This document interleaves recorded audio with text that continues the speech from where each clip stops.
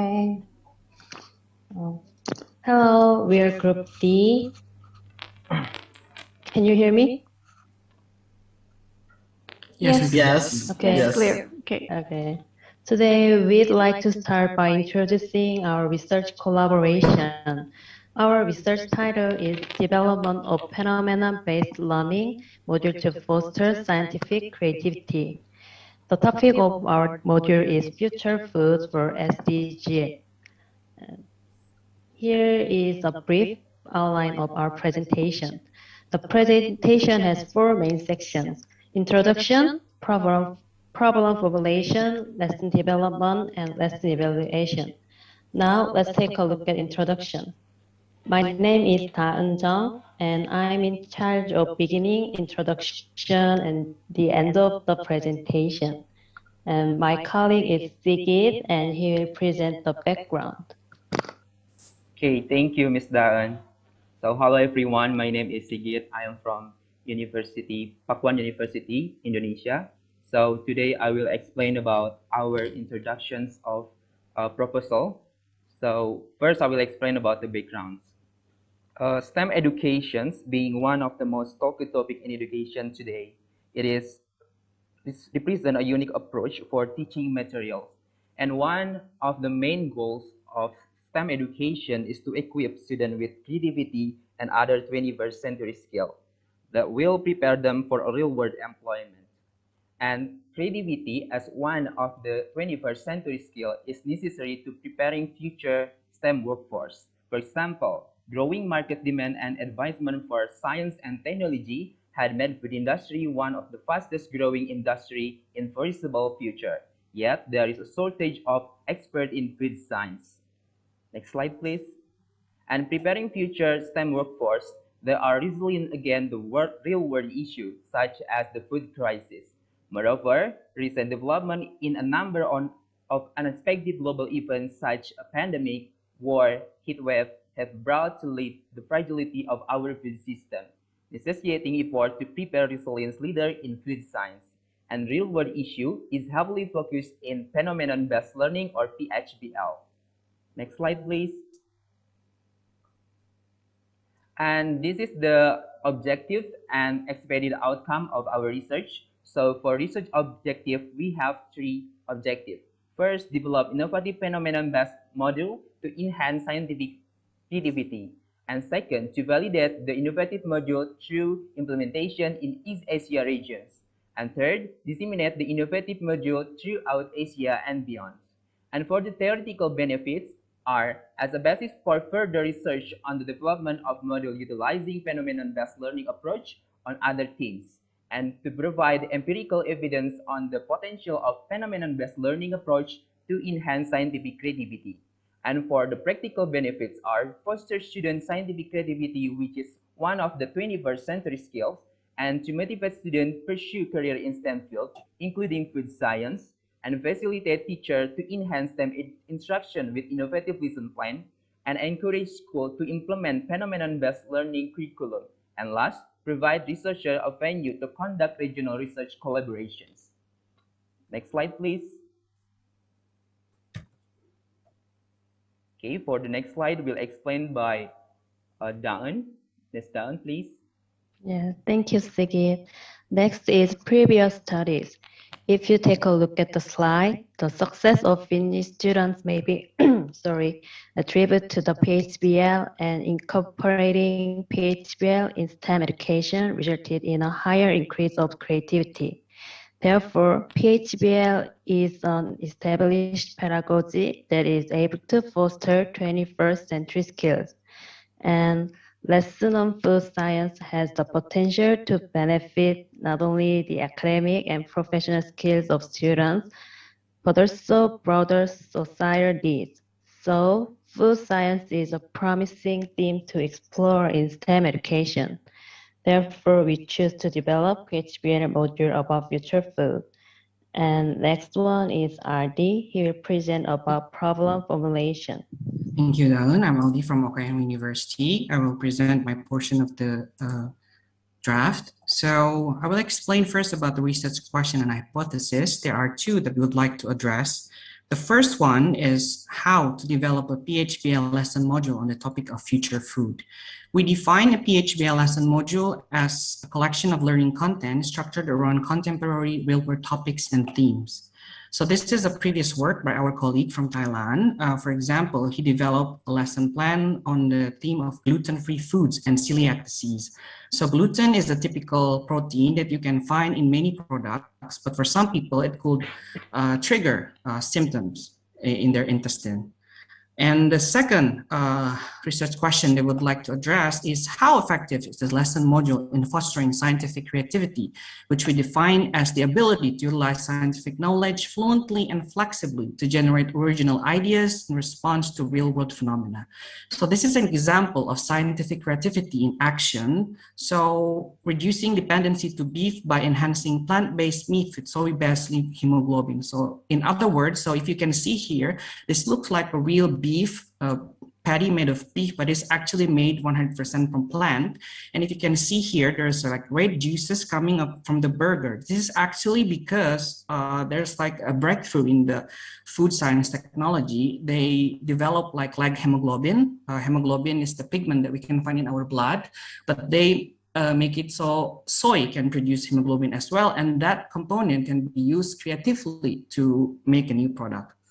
And there are two hypothesis I would like to test. Those hypotheses are related with whether or not there is significant difference in student scientific creativity before and after intervention lesson with the PHBL lesson module. So how to evaluate the lesson will be explained by my colleague later. But I also like to explain the assumption that I make about the lesson. So open-endedness of PHBL lesson module combined with familiarity of food topic will engage students in the lesson while stimulating their creativity in face of real problem. So for example, in the beginning, we have explained that food crisis is one of the phenomenon, and creative solution like eating insect can be a part of the solution. But if we force people to eat insect as it is, it won't be something that is feasible. But we need creativity inside, we need technology, we need engineering to make food, to make insect more palatable as an alternative food source. So that's what we want to explore in the development of lesson module. Next, my colleague from Thailand will explain his session. P1, please. Thank you, Ardi. Good morning, everyone. My name is Tawan Chaiwan from Kasetsat University, Thailand. And I will show you a lesson instruction from lesson development of our research collaboratory proposal. We'll see about the phenomena-based instruction has the main 5 steps. For the first one, phenomenon. The teacher selects an interesting phenomenon into the course content and the learner level. The chosen phenomenon be able to explain the whole in the past of experience of the learner. And the second one is the explorations. Learners have to analyze their knowledge by themselves to gain about what they have the prior knowledge, and encourage the learner to understand the phenomena that is the activities. And the third one is investigation. We focus on the design thinking about the solution to the problem in the phenomenon. The instructor support and motivate the student by using the question and to help the student to plan about the learning activities. And the fourth one is synthesize. The learner use the knowledge that they have researched or learned and find the answer to exchange together and synthesize about the new knowledge and to leading to the conclusion. And the last part is the assessment of the learner learning outcomes. Maybe some by the explanation by using the open rubric to access the learning outcome. Next slide, please. And this is about maybe it's an assessment of the phenomena-based instruction. We have the integrated between the science, technology, and mathematics or maybe used in the whole integrated knowledge. And the theme of our proposal is the complex food system. And the next slide show you about the theoretical framework. This proposal is synthesized educational theory. It consists of the theoretical framework about the inquiry, contextual, authentic, and constructivism. And we believe that about the learning management using phenomena as a base to can be promote about the scientific competencies of the students and improve the 21st century skills such as creativity, and communication. And the next part, my colleagues will show you about the evaluation. Thank you, Divan. My name is Han Zeyu from the Education University of Hong Kong. Now I'll introduce the license evaluation part. First, about the intervention method, the research type will be parallel mixed methods, which combine both quantitative and quantitative methods.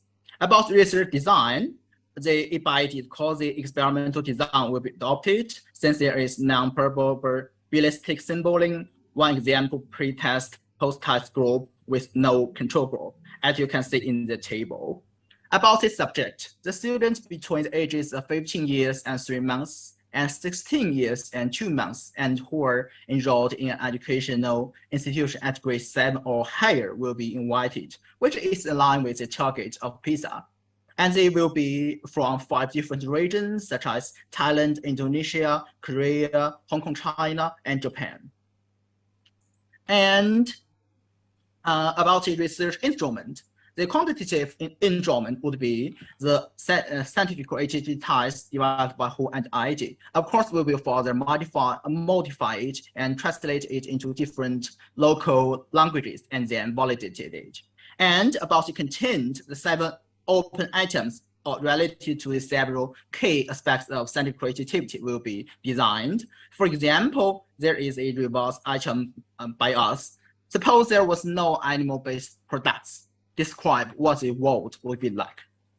And the scores will be given for 3 aspects of creativity in each item, including fluency, flexibility, and originality. And you can see in the right corner, there's a pink about the nature of creativity structure model, also proposed by Hu and ID, which provides a firm theoretical foundation for our instrument. And last, the qualitative instrument would also be supplemented. There is semi-structured interview guide, observation checklist, and students' worksheet.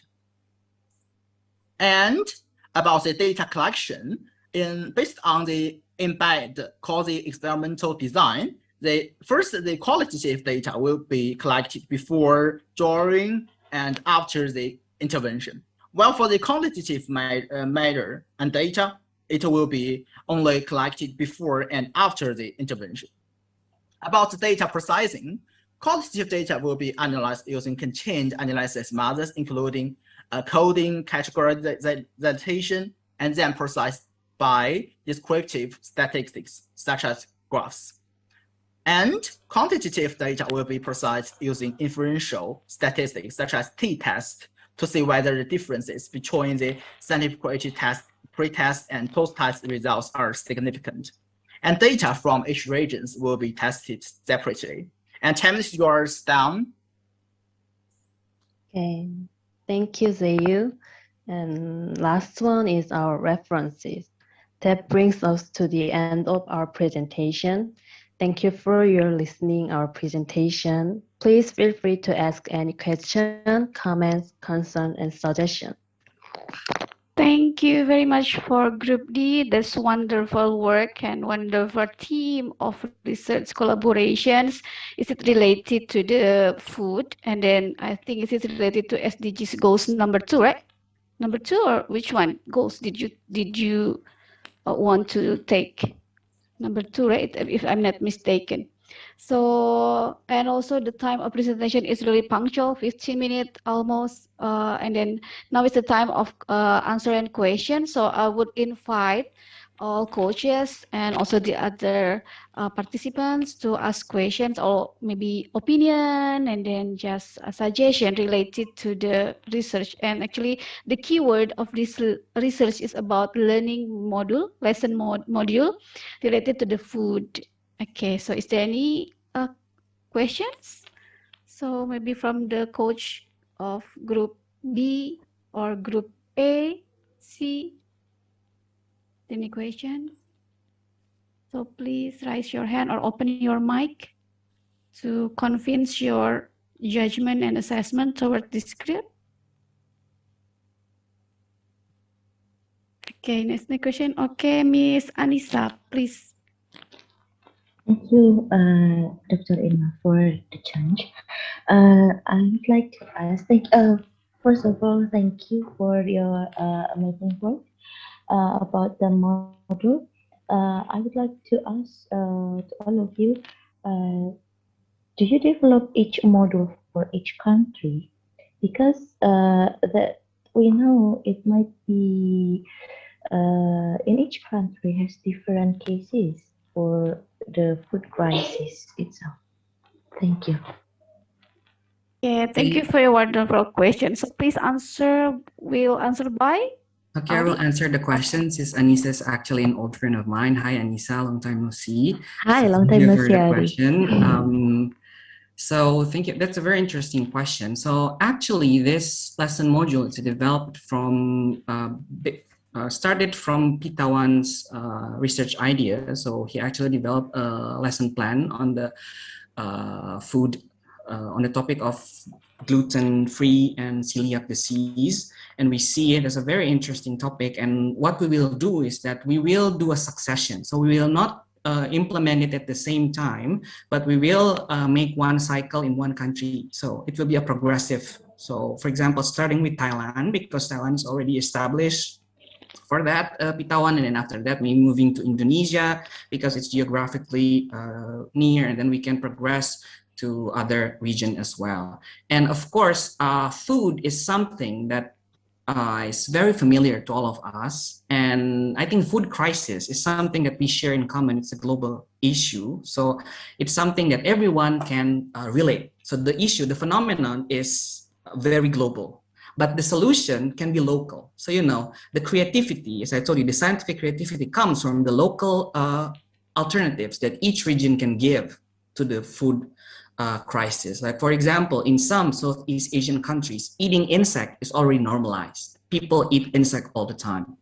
If we go to China, if we go to Korea, people eat vegetables. There's so many vegetarians, and I think but for other places like Japan, some people eat vegetarian and they have already eat soy-based meat, but it's not as widespread. And as I show you in the